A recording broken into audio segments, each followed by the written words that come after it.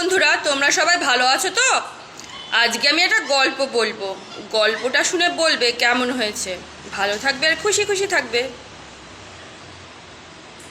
গল্পের নাম সোনালী ময়ূরের গল্প। বোধিসত্ত্ব একবার ব্রহ্মদত্তের রাজত্বকালে ময়ূর বংশে জন্মগ্রহণ করেন।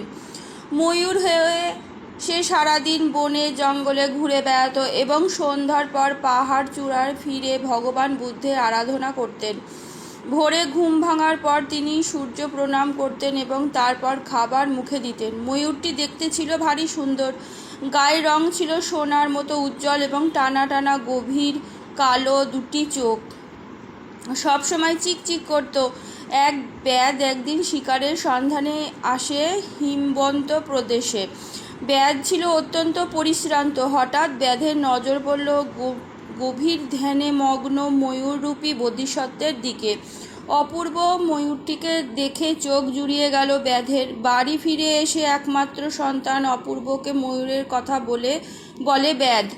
এই ঘটনার কিছুদিন পরে রাজ্যের রানী খুব সুন্দর একটি স্বপ্ন দেখলেন। রানীর ঘুম ভেঙে গেল। তিনি মহারাজকে জাগিয়ে তুলে বললেন, আমি একটা সুন্দর স্বপ্ন দেখেছি মহারাজ।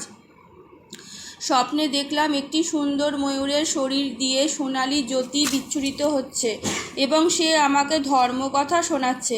রানী বলেন, ওই ময়ূরটিকে আমি দেখতে চাই। মহারাজ পরদিন রাজদরবারে এসে সভাসদদের বললেন, মহারানী স্বপ্নের কথা।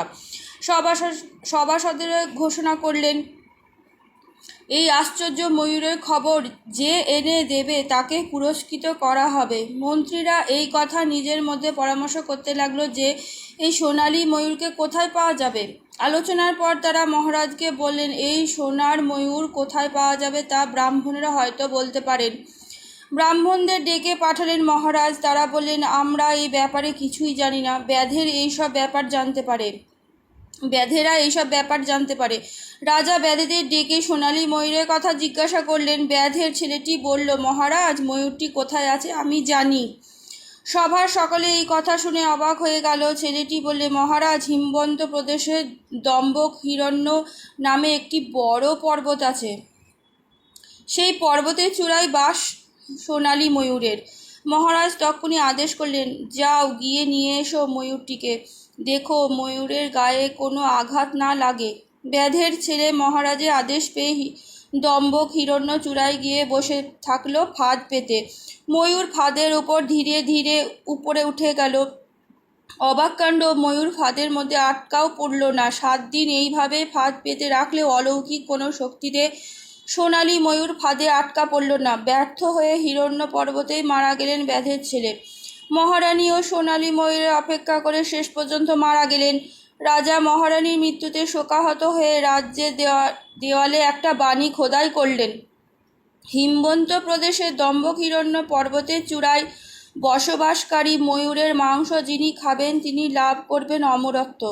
তার কিছুদিনের মধ্যে মহারানীর শোকে মহারাজও মৃত্যু হলো। নতুন রাজা যিনি হলেন তিনি ওই ঘোষণা পড়ে অমরত্বের লোভে পাঠালেন এক ব্যাধকে হিরণ্যক পর্বতে।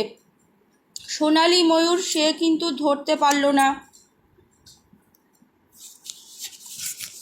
দিনের পর দিন পেরিয়ে যায়, একজন করে রাজা আসে, তার মৃত্যু হয়। নতুন রাজা আবার রাজত্ব শুরু করেন। এইভাবে 7ম রাজা সিংহাসনে বসে। অত্যন্ত চালাক এক ব্যাধকে সোনালী ময়ূরের খোঁজে পাঠালেন হিরণ্য পর্বতের চূড়ায়।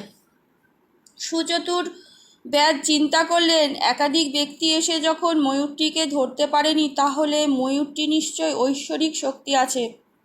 তাই ভগবান বুদ্ধের উপাসনা করেন ব্যাধ। উপাসনায় সন্তুষ্ট হয়ে সোনালী ময়ূররূপী বোধিসত্ত্ব তখন ফাঁদে ধরা দেন।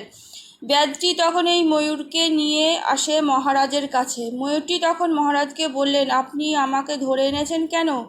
মহারাজ বললেন, তোমার মাংস খেয়ে আমি অমরত্ব লাভ করতে চাই। ময়ূর বললেন, মহারাজ আমায় আপনি মারলে আমি তো মৃত্যুবরণ করব। মহারাজ বললেন, তাতে তো কোনো ক্ষতি নেই। ময়ূররূপী বোধিসত্ত্ব বললেন, মহারাজ আমার যদি মৃত্যুই হয় তাহলে আমার মাংস খেয়ে আপনি কীভাবে অমরত্ব লাভ করবেন? রাজা বললেন, আমি তোমার সোনালী রঙের জন্য তোমার মাংস খেয়ে অমরত্ব লাভ করতে চাই।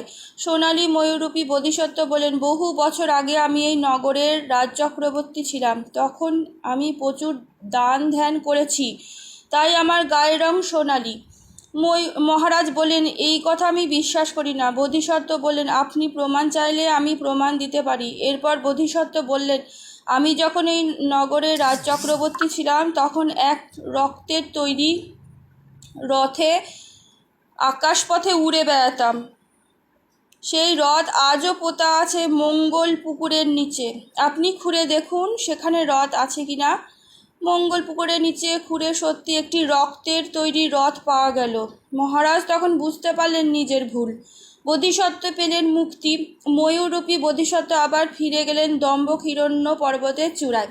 আজকের মতন গল্প এইটুকুনি। কেমন লাগলো জানাবে। ভালো থাকবে আর খুশি খুশি থাকবে।